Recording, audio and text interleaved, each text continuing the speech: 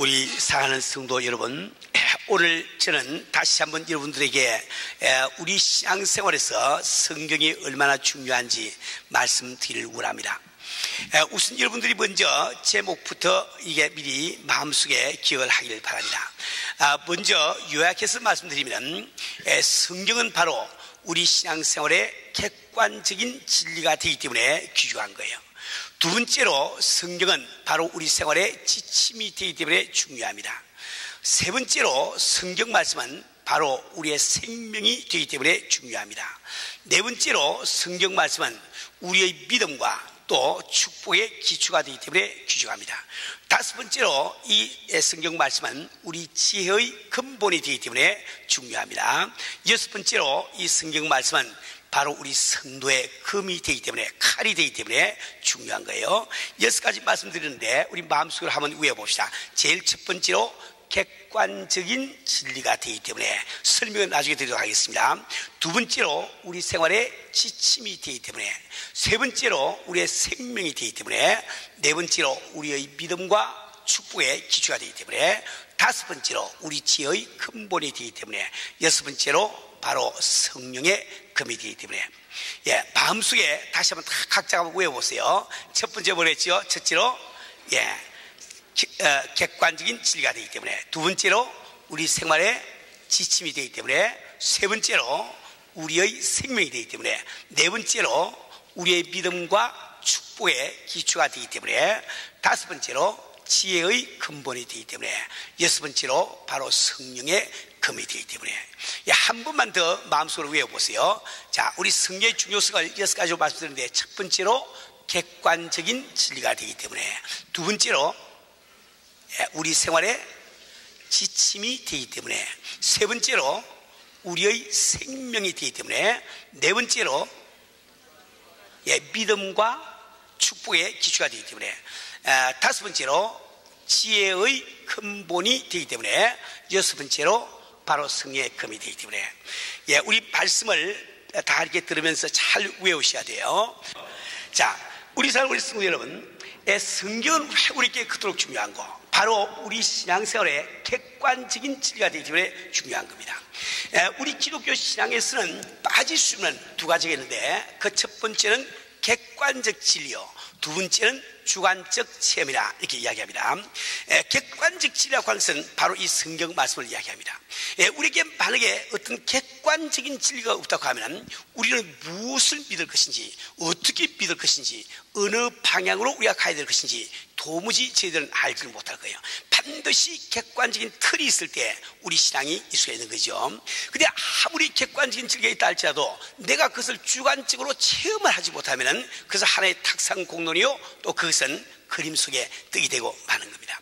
우리 사는 우리 성도 여러분, 우리 개신교에서 바로 우리가 가진 66권 성경 말씀은 정확무한 하나님의 말씀이요, 이 말씀만이 우리 신앙의 유일균이라 고백하는 이유가 바로 그게 있습니다.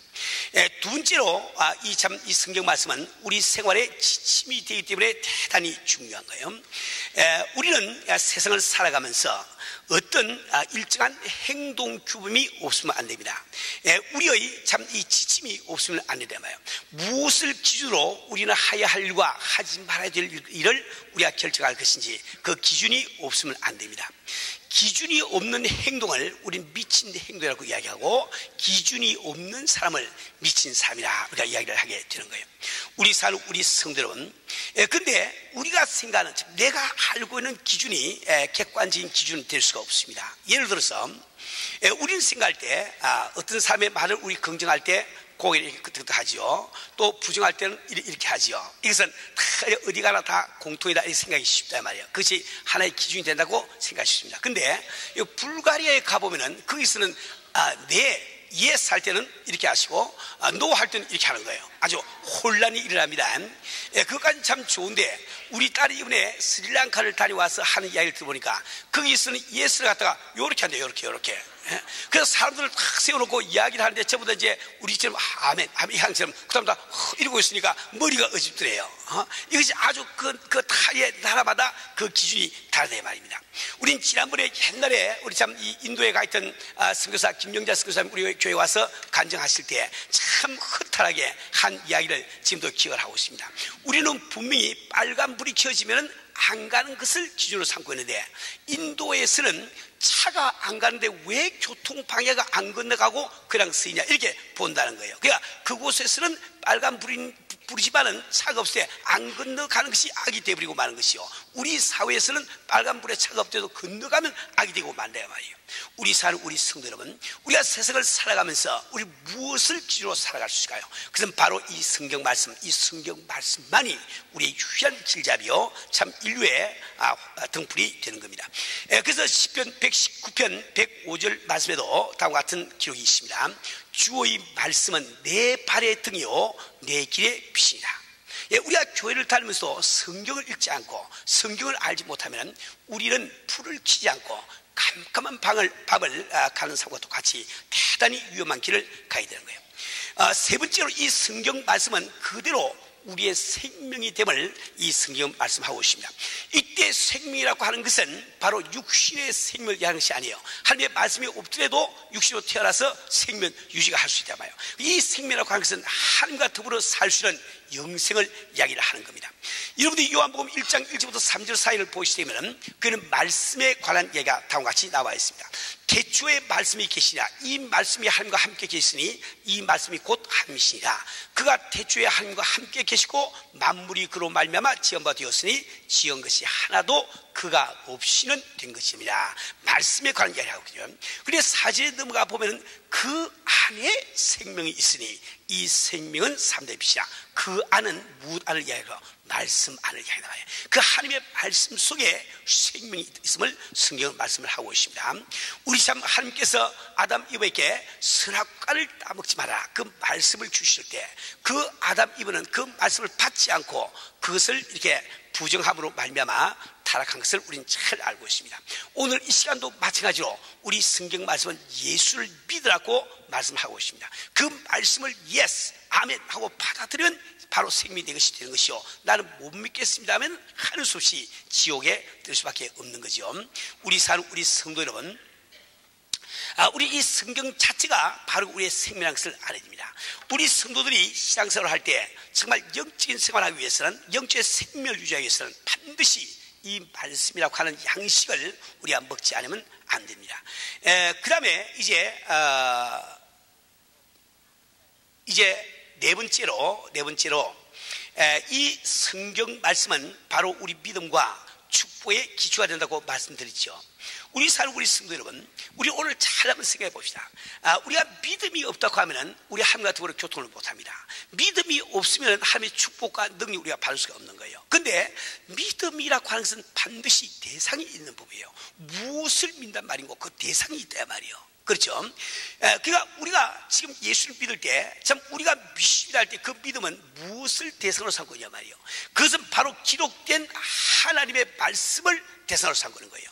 이 말씀을 믿는 것을 바로 믿음이라고 부르는 거예요. 그러니까 다시 말하면 우리가 이 말씀이 없이, 말씀을 알지 못하고 믿습니다는 것은 마치 내가 옷을 벗어 벽에다가 걸려고 하는데 못이 없는 것과 똑같아. 아무리 걸어도 그건 떨어지게 돼 있는 거예요. 우리가 참 교회를 다니면서 열심히 기도하시고 참 금식하시고 방언도 하시고 이렇게 하시면서 자꾸 시험 들고 넘어지는 이유가 뭘까요? 그것은 여러분이 말씀을 참 모르기 때문에, 말씀을 보지 않기 때문에 그렇단 말입니다. 우리 사는 우리 성도 여러분, 우리 말씀이야말로 바로 참 우리의 믿음과 또 축복의 기초가 됨을 꼭 믿으시기를 주님으로 부탁드립니다. 이제 다섯 번째로 이 말씀은 바로 우리 지혜의 근본이 된다고 말씀드렸어요. 지혜라고 하는 것은 세상을 살아가면서 내가 어떤 사람을 만날 때 그분이 나와 어떤 관계가 있는지, 그분에게 내가 어떤 존재인지, 혹은 내가 어떤 사물을 볼 때 그 사물은 내 생활에 어떤 영향을 미치는지 그 관계를 잘 아는 거예요. 어떤 사건, 어떤 사태가 일어날 때 그것은 내게 무슨 관계인지 이것을 잘 판단하는 사람, 그 사람을 지혜가 있다고 이야기합니다. 우리 사는 우리 성도 여러분, 근데 그 세상을 보는 눈이 올바르지 않으면 안 되는 거예요. 사람을 보는 눈이 올바르지 않으면 안 됩니다. 사물을 보는 눈이 올바르지 않으면 안 됩니다. 사건을 보는 눈이 올바르지 않으면 안 된단 말이에요. 이 성경 말씀은 하나님께서 세상을 보신 눈이에요. 이 성경 말씀에는 하나님이 세상을 어떻게 보고 계신지 이게 다 나와 있단 말이에요. 근데 우리는 그 하나님의 눈이 가장 정확한 것을 잘 압니다. 그래서 우리는 성경 말씀을 통해서 나는 내가 누구인지를 알게 되며, 내가 어디로 와서 어디로 가는지 알게 되며, 어떻게 사는 것이 내 생활에 가장 유익한지 이것을 우리가 알게 된단 말이에요. 이 성경 말씀을 통해서 비로소 우리는 하나님이 어떤 분이신지, 내게 어떤 분이신지, 내 이웃들이 내게 무슨 관계를 갖고 있는지 이것을 우리가 다 알 수가 있단 말이에요. 그래서 이 성경 말씀이야말로 바로 우리 지혜의 근본임을 꼭 기억을 하셔야 됩니다. 우리 우리 성도 여러분, 오늘 여러분들은 이 성경을 읽을 때 주의할 것 6가지를 제가 말씀드리는데, 이것이 중요한 거예요. 꼭 이걸 기억을 해야만 요대로 성경 읽어야 여러분들이 말씀이 정말 이렇게 참 은혜가 되고 축복이 되는 거예요. 우리 오늘 그 본문 말씀에 보니까 우리 예수님은 아무리 하나님의 말씀이라 할지라도 길가에 떨어지면 뿌리도 내리기 전에 새가 와서 쭈아 먹어버리며, 흙이 얇은 돌밭에 떨어지면 곧 싹이 나오지만은 해가 돋으면 타버리고, 또 가시떨기 위에 떨어지면 가시가 자라서 기온을 막아버리고, 좋은 땅에 떨어져야 100배 혹은 60배 혹은 30배의 수확을 거둘 수 있다고 말씀을 하고 계시오. 여기서 땅이라고 하는 것은 말씀을 받는 우리의 마음 자세를 뜻하고 있단 말이에요. 이게 옥토라고 하는 것은 어떤 마음 자세냐, 그것을 제가 6가지로 설명해 드리겠어요. 제일 첫째로 지금부터 외웁시다. 우선 여러분 믿음으로 성경을 보셔야 된단 말이에요. 두 번째로 주님을 사모하는 마음으로 보셔야 됩니다. 세 번째로 하나님의 뜻을 확인하기 위해서 보셔야 됩니다. 네 번째로 긍정적인 안경을 쓰시고 성경을 보아야 됩니다. 다섯 번째로 영적인 것을 구해서 성경을 보셔야 돼요. 여섯 번째로 체험하기 위해서 성경을 보셔야 됩니다. 다시 한번 제가 불러드리죠. 마음속으로 외워보세요. 첫째로 믿음으로, 두 번째로 주님을 사모하는 마음으로, 세 번째로 하나님의 뜻을 확인하기 위해서, 네 번째로 긍정적인 안경을 쓰고, 다섯 번째 영적인 것을 찾아서, 여섯 번째로 체험하기 위해서. 다 외워야 됩니다. 우리 사는 우리 성도 여러분, 우리가 이 성경을 볼 때는 이 성경을 믿음을 가지고 보셔야만 됩니다. 바로 이 성경 말씀은 하나님께서 친히 나에게 개인적으로 하신 편지임을 믿으시고 성경을 보셔야 됩니다. 우리가 정말 이 성경이 하나님께서 내게 하신 편이 것이 믿어질 때 우리가 어찌 기도하는 마음을 갖지 않고 성경을 읽을 수가 있겠습니까? 뿐만 아니라 여러분들은 꼭 기억하세요. 하나님은 전지전능하시고 그분은 선하시고 사랑하심을 믿으시고 그걸 꼭 믿고 성경 보세요. 그러면 많은 구절이 자연히 해결이 됩니다. 깨달아집니다. 두 번째로 여러분들은 주님을 사모하는 마음으로 성경을 읽어야만 됩니다. 왜 그런가 하니까 이 성경 말씀은 바로 우리 인간들이 주님을 찾아가는 지도와 똑같단 말이에요.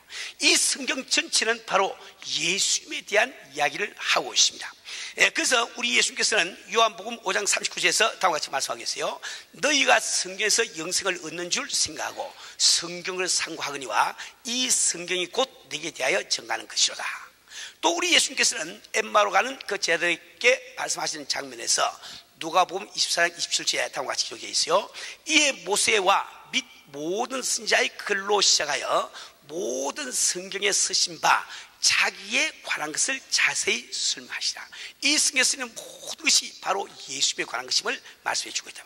우리 이 성경을 볼 때 이 성경 말씀 가운데서 내가 주님을 만나고 내 주님을 더욱더 잘 알고 우리 주님과 깊이 교제하리라. 이 욕심, 그런 그 욕심을 가지고 성경 볼 때 옥토 같은 마음으로 성경을 볼 수 있답니다. 세 번째로 성경은 하나님의 뜻을 확인하기 위해서 읽어야 됩니다.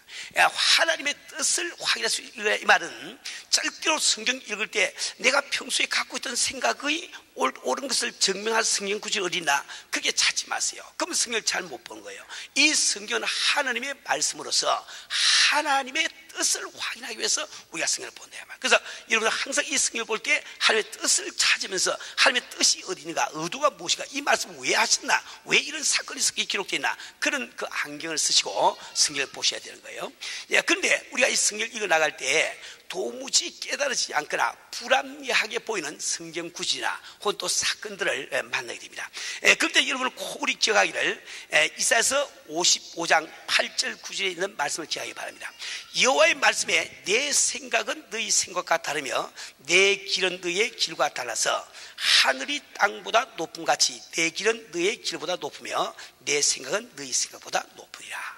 아니, 성경을 읽어서 다 우리 머리로 이해가 될 바에는 그건 인간이 쓴 책이지 어떻게 하나님이 쓰신 책이 되느냐 말이에요. 하나님은 우리보다 높으신 분이기 때문에 안 깨달아지는가, 불합리하게 보이는 것, 이것이 정상적임을 믿으시고 그냥 우리 성경을 봐야 됩니다.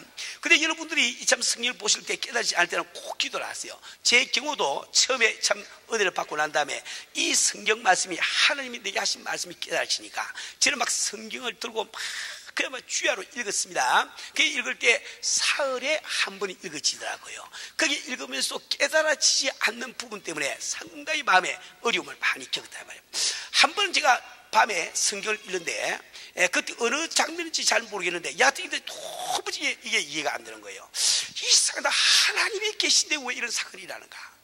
왜 하나님의 말씀에 이런 사건이 기록되는가? 도무지 이게 깨달아지지 않습니다. 아주 불합리하게 느끼신단 말이에요. 저는 그때 당장 무릎을 꿇고 카페트 위에 앉았습니다. 앉아서 저는 이렇게 기도했습니다. 주님, 이 종을 용서해 주세요. 왜 아버지의 말씀이 저한테는 불합리하게 보일까요? 그래서 아버지가 틀린 것이 아니고 내가 무엇인가 잘못된 것이 있으니 나를 용서하시고 성경 말씀 좀 깨닫게 도와주세요. 저는 간절히 기도하고 그날 밤 잠을 잤습니다. 근데 그날 새벽에 일어나서 참 딴 때처럼 간절히 주 앞에 새벽 기도하고 그냥 혼자서 성경을 이제 아무데나 탁 펼친 거예요. 펼쳐서 탁 이렇게 보니까 어떤 성경 구절 하나가 눈에 확 이렇게 들어옵니다. 그 성경 구절이 마태복음 22장 29절 말씀입니다. 거기 보니까 너희가 성경도 하나님의 능력도 알지 못하였는 고로 오해하였도다. 할 말 하나도 없는 거죠. 오해했다고 하니까. 그렇죠. 저는 당장 또 무릎 꿇고 주 앞에 눈물을 흘리면서 기도했습니다. 주님, 정말 그렇습니다. 나는 정말 성경을 몇 번 읽어도 이 성경을 다 이해할 길도 없고 참 우리 하나님이 전능하시다는 그 뜻이 무슨 말인지 알 길도 없는데 왜 내가 어줍지 않은 내 자를 가지고 주님의 말씀을 이렇게 자제를 해서 뭐 불합리하니 많이 하고 있습니까? 주님, 나를 용서해 주세요. 아무리 주의 말씀이 불합리하게 보인다 할지라도 나는 그대로 믿고 그대로 따르겠습니다. 주 앞에 간절히 기도한 적이 있습니다. 우리 성도 여러분들도 정말 참 이 성경을 볼 때 그렇게 보셔야 됩니다. 또 여러분들이 이 성경을 볼 때에 선입견이 강한 사람은 자연히 이 하나님의 뜻을 발견할 수가 없는 거예요.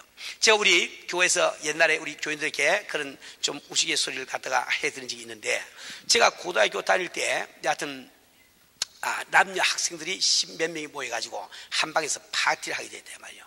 저희들이 어릴 때는 남녀 교제가 전혀 허락이 안 되어 있습니다. 그래서 아주 여학생하고 무슨 손을 잡으면 뭐 전기가 온다, 그 정도가 아니고 한 방에 같이 있어 전기가 와, 그런 시대였습니다. 그런데 학생들이 10몇 명이 지금 모여가지고 파티를 하게 됐으니 얼마나 우리가 흥분했겠냐 말이에요. 그런데 뭐 파티를 하려고 하니까 할 일이 있어야지. 그래서 과자를 사다 놓고 오차를 끓여놓고 그걸 먹고 마시고 할 때 그것도 좀 몇 번 주스 먹고 나니까 그것도 심심하지 않습니까? 그래서 어떤 남학생이 이야기를 이거 돌아가면서 노래하자고 말이에요. 그래서 이제 또 심심하니까 한 사람씩 돌아가면서 이제 탁 서서 이제 노래를 불렀단 말이에요. 그 노래가 뭐 잘 부를 리가 있습니까? 곡조도 안 맞고 박자도 틀리고 목소리는 그저 제 목소리처럼 이렇게 돼지 뭐 따는 목소리 같고 말이야. 그러나 할 일이 없으니까 그걸 멍청하게 다 듣고 있는데 그때 어떤 남학생이 이야기했습니다. 이번에 그러지 말고 우리 가운데 제일 예쁜 여학생 노래 시작 그랬더니 한 여학생이 얼굴이 밝게 돼가지고 전 노래 못해 하고 몸을 막 이렇게 틀더라고요. 그래서 우리 그분에게 노래 시켰습니다. 그래서 그분은 내가 이 가운데 가장 이쁘다 막 생각이 너무 강하니까 제일 이쁜 학생에게 노래 시작 그 말이 너 노래하라 이거 안 들린다 말이야. 그래서 선입견이 강하면은 이 성경 말씀이 들어오지 않는 거예요. 무슨 얘기가 있어요? 우리 성도 여러분, 우리 이 성경을 갖다가 읽을 때 하나님의 뜻을 발견하기 위해서 우리가 성경 보면서 자기 선입견을 없애지 않으면 아니라 봐요. 그 다음에 이제 네 번째로 긍정적인 안경을 쓰고 성경을 읽으라 말씀해요. 긍정적인 안경을 쓰고, 지금 우리 사람들은 굉장히 부정적인 안경을 쓰고 있습니다. 그럼 왜 그러니까 이 세상 임금은 사탄막이에요. 사탄마귀는 좌절된 영입니다. 그래서 부정의 영입니다. 그래서 우리는 그 가운데 살면서 알지 못하게 사탄마귀의 영향을 받아서 부정적인 생각이 우리 마음속에 확 차있단 말이에요. 그래서 우리가 보통 물어봅니다. 요즘 잘 지나십니까? 어떤 사람은 생각지도 않고 습관적으로 나오는 말이 죽지 못해 살지요. 습관적으로 나와요. 아주 가게 가서 요즘 장사 좀 어떻습니까? 별 수 없습니다. 생각을 안 해보고 그냥 툭툭 나온다고요. 그렇게 우리가 부정적인 생각이 많은 거예요. 근데 이 부정적인 안경을 쓰고 있는 사람은 꼭 성경에서 부정적인 말씀만 막 발견하는 거예요. 그리고 그 충격을 너무 받아가지고 감각이 마비가 돼서 그다음부터는 읽어도 뜻이 안 들어온대요 말이에요. 예를 들어서 창세기 22장에 보면 하나님께서 아브라함을 심한 장면이 나오죠. 독자 이삭을 번제로 드리라. 그 부정적인 생각이 있는 사람 그거 딱 보는 순간에 충격을 받습니다. 이야, 이거 예수 잘 못 믿다가는 아들까지 죽이겠구나. 이게 충격이 팍 돼서 그때부터 감각이 막 이렇게 마비가 돼서 읽기는 읽는데 뜻을 몰라 전혀 들어오지 않습니다. 그리고 이 성경을 보시면 아브라함에게 독자를 바치라고 명령하신 것으로 성경이 끝나지 않고 아브라함이 그 말씀에 순종해서 갔을 때 이삭도 살려내고 그 다음에 하늘에 있는 별보다 더 많은 땅에 있는 모래보다 더 많은 후손을 약속받고 들어오지 않습니까? 이 부정적인 안경을 쓰고 있기 때문에 성경을 성경으로 보지를 못한다 말이에요. 여러분들이 말라기서 3장 10절 말씀 보면 온전한 11조를 창고에 들여 나의 집에 양식이 있게 하고, 벌써 여러분 부정적인 안경을 쓰고 있는 분들은 처음에 교회 나오실 때 그렇잖아요. 여러분 교회 처음 나올 때 안 믿을 때는 다 부정적인 안경을 쓰고 있는 거예요. 그래서 11조 이야기 딱 나오면은 벌써 충격을 받습니다. 내가 한 달에 지금 7,000불을 700불을 죄다 들여놓아? 그러다 이게 살림다 날리겠는데 막 너무 충격을 받아서 그다음부터는 말이 안 들립니다. 읽어도 뜻이 안 들어온 거예요. 그런데 성경을 다시 가만히 읽어보시면 이 성경 말씀은 10의 1조를 드리라고 해서 끝나고 있지 않아. 계속 성경 말씀이 계속 나오고 있습니다. 뭐라고 나와 있습니까? 내가 하늘 문을 열고 너희에게 복을 살 곳이 없도록 붙지 아니하나 보라. 우리 하나님의 결국은 우리에게 살 곳이 없도록 복을 주는 것이 목적인데 그게 눈에 띄지 아니하니까 11조를 못한다 말이에요. 우리 성도는 우리는 이 성경을 볼 때 반드시 긍정적인 안경을 쓰고 성경 보시 알면 됩니다. 그러면 다섯 번째로 영적인 것을 찾아서 구해서 성경을 보셔야 됩니다. 우리 사는 성도 여러분, 이 성경 66권을 다 이렇게 보시면은 이 안에서 거의 여러분이 생각할 수 있는 주제가 다 나옵니다. 근데 한 가지 주제가 다 빠져 있어요. 계절에 대한 이야기는 전혀 나오지 않습니다. 성경 구절에 우리 예수님께서 제자들과 더불어 갈리로 가시는데 때는 이런 봄이라 참 들에 백화는 만발하고 나비들이 춤을 추는데 이런 말이 없지요. 전혀 그런 기록이 없다고 해요. 전혀 계절에 대한 묘사가 전혀 없다 말이에요. 그건 왜 그럴까요? 그래서 여러분이 창세기 8장 22절을 보면은 그 해답을 얻을 수가 있습니다. 거기 보면은 땅이 있는 동안에는 심음과 거둠과 추위와 더위와 여름과 겨울과 낮과 밤이 쉬지 아니하리라. 계절이라고 하는 것은 이 땅에 속한 거란 말이에요. 이 성경 말씀은 땅에 속한 이야기가 아니고 영적인 이야기이기 때문에 그 계절에 대한 설명이 없다 말이에요. 여러분 이 성경 말씀에서 세상 것을 찾으면 그 사람 실패합니다. 반드시 영적인 것을 구해서 여기 성경을 보셔야 돼요. 우리 성도 자신이 바로 세상의 것을 구하는 것이 아니고 참 하늘의 영원 복락을 구하는 신앙 것을 구하는 우리들이 아닙니까? 이제 마지막으로 성경 반드시 경험하기 위해서 보지 않으면 안 됩니다.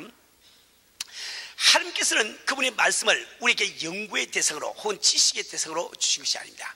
경험하라고 주시다 말이에요. 우리가 참 아무리 성경에 관한 지식을 많이 갖고 있다 할지라도 그 말씀을 체험하지 못한다면 우리에게는 아무런 유익함이 없는 거예요. 하나님은 바로 하나님의 말씀이 내게 이루어지리라 갈망하면서 그 말씀을 체험하기를 원하는 사람들에게 관심을 갖고 계심을 꼭 기억해야 합니다. 이번 성경을 읽으면서 주 예수를 믿으라 그리하면 너와 내 집안이 구원이 얻으리라 말씀이시면 믿으세요. 그 구원을 체험하라 말이요. 그렇게 몸부림치는 그 사람이 성경을 제대로 읽는 겁니다. 여러분들이 참 이렇게 성경을 보니까 구하라 그리하면 너에게 주실 것이요 찾으라 그리하면 찾을 것이요 두라 그리하면 너에게 열리라 말씀을 보시면 그냥 기도 들어가세요. 이야 이거 구하기만 구하면 주신구나 하고 그저 내가 얻을 때까지 체험할 때까지 기도한다 말이야. 우리 사는 우리 성도 여러분, 또 혹은 내가 성경에서 그러므로 하나님의 능하신 손 아래서 겸손하라 때가 되면 너희를 높이시라. 하나님이 나를 높이시면 그 영광이 오직 아니냐 말이야. 근데 그 방법이 하나님의 능력, 참 이렇게 능하신 수 안에서 겸손한 것이라. 그럼 그 겸손고 애를 쓰는 거예요. 그것이 바로 말씀을 체험하려고 하는 태도라. 그것이 바로 옥토와 같은 마음이 되는 거예요. 오직 승리들에게 임하시면 권능을 받고 예루살렘과 온 유다와 사마리아 땅까지 이르러 내 증인이 되리라. 아니 권능을 받아. 주여 나도 권능 주시옵소서. 그 권능 받을 때까지 기도하시고 또 금식하시고 철회하시고 이 매달리는 이런 그 신앙을 할 때 우리 주님은 그것을 기뻐하신단 말이에요. 우리 주님께서 참 예루살렘과 온 유다 사마리아 땅까지를 내 증인이 되리라 말씀하셨으면 내가 같은 때를 어떤지 뭐든지 전하는 거야. 그렇게 참 이 말씀에 순종하는 것, 체험하는 것, 이것이 바로 성경을 올바르게 읽는 길임을 꼭 믿으시길 바랍니다. 우리 성도 여러분, 우리는 금년도의 표와 목표를 다시 한번 기억을 하시길 바랍니다. 우리 금년도 표는 열매를 맺자. 즉 다시 말해 여러분 한 분 한 분이 열매 맺는 성도가 되게 하기를 원하는 거예요. 그 열매를 맺기 위해서 우리가 해야 될 일이 무엇인가? 바로 목표, 말씀을 깊게, 성품을 높게, 전파를 넓게 우리 말씀드렸죠. 우리 성도 여러분, 우리는 정말 우리 같은 그리스도의 몸을 이룩하고 있으면서 이번에 우리 몸된 교회에서 정한 이 금년도 표와 목표를 잘 우리 기억하시면서 우리 한 사람 한 사람이 그런 삶이 될 수 있도록 노력하시기를 주님으로 축원합니다.